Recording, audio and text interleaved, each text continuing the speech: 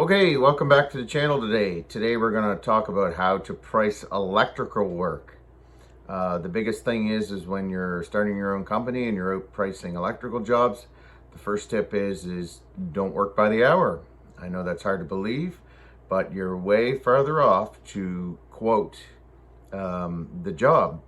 And simply because when you quote the job, number one, it gives the customer peace of mind that they know that that's what they're going to pay. And it gives you peace of mind to know that you're going to make money. Now, some effective ways to quote. First of all, quote everything on paper. Secondly, make sure you put terms and conditions on that quote, so it's only good for 30 days. That way in 6 months or a year, if they come back to you and try to get you to stick to that quote, you can change it. Secondly, be very specific on the quote so that they know what they're going to pay and what they're getting.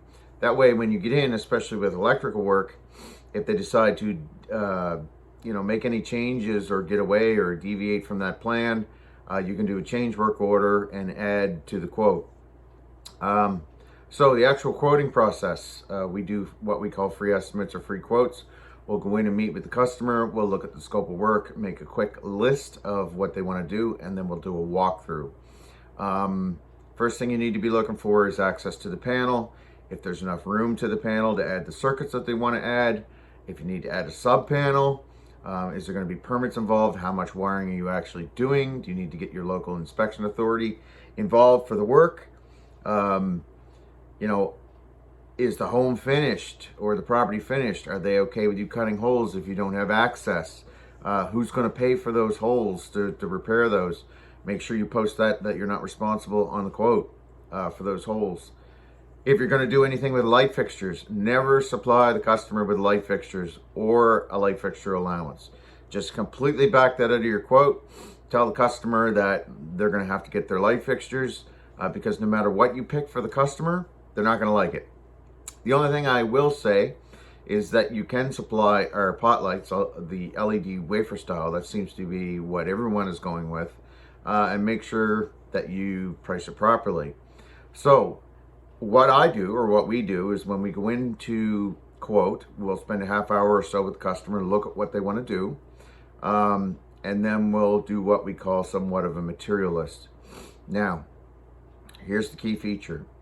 Whatever your materials are, whatever you think they're going to work out to be, double that price. So, if you take your materials and say they come out to $2,000, add $2,000, that'll cover your labor. So that's $4,000. Now that's no markup on your labor or your materials. So on top of that, add another 20 to 30%, depending on how competitive you want to be. That will cover enough that you can make money on the job. Now you're thinking 20 to 30%. Profit margins vary from 10 right up to 40%, depending on what kind of company that you're running and depending on how much overhead you have. So one thing to look at when you're planning your percentage for your markup, how many trips are you going to have to make to this client's home? Are you doing a rough-in stage? Does it follow up by inspections? Are you going to be sitting on this quote for 6 months while you're waiting for them to finish so you can come back to do the final touches? That's very important because if they're going to expect you to float their money or be their bank, is what I'm saying, then you're going to want to add up more markup on that to take care of that because you're going to endure interest charges out of your bank account. So what we usually do on bigger jobs, when it gets any more than a few $1,000s, we'll let the customer know up front that we want to do draws. So, we'll do portional billing or progress billing. And we usually ask the customer, especially if it's a customer we don't know or if it's one of our regulars, if it's not one of our regulars, we'll ask for a deposit. So right off the bat, if they have a problem giving you that deposit, then that should be a red flag for you. They shouldn't have an issue with it. Of course, if you have a regular customer and you're continuously doing work, then you'll form a relationship with them to the point that you feel you won't need a deposit or it'll be safe to do the work for them. But any new clients, we always try to get a deposit, and if they have an issue with that, well, sorry, that's not how to properly do business. To properly do business, you need to protect your assets, your company, and your employees. So make sure that when you quote this stuff, you put it all on paper. That way, if 3 or 6 months go by and they call you back to say they want to go ahead with the job, you can say, well, okay, I need to simply review this and then I'll get back to you. So you can go home to your office, pull it up on your computer, look at what you priced, and then call them back and say, okay, you know, I can't do it for what I said. It's going to be another 10%. It's not going to go down. Things are always going up, especially with COVID. I mean, with supply and demand issues, hard to get materials. It just, everything just keeps going up. So you need to make sure that you cover all your bases when it comes to a quote. But I think that you'll be very happy with a quote other than doing it time and material. Because when you do it time and material, you'll never estimate it properly, and that's when things get changed.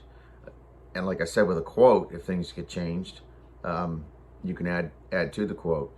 Just be careful. Some customers can be a little difficult, because what they'll do is they'll drag the job out and they'll continuously keep changes. And that's, you know, part of the home building process, but some customers will go to the extreme to that. We've had that happen in the past. It's unfortunate, because it's almost like they're trying to confuse you as to what was there for the quote, and then they start second guessing themselves, you know, well, this was included, but that wasn't included. So at that point, and we've had to do this a few times, come to the agreement of the quote the best you can, bill them for that portion, and then say, okay, from here on out, we're doing the rest of time materials, because you're just confusing this too much. And once you say that, they'll think, or the client will say, okay, well, I need to get this job done properly and organize it. They'll organize things more on their end to make it less labor on your end, because you're almost telling them, okay, we're no longer giving you a flat price on this.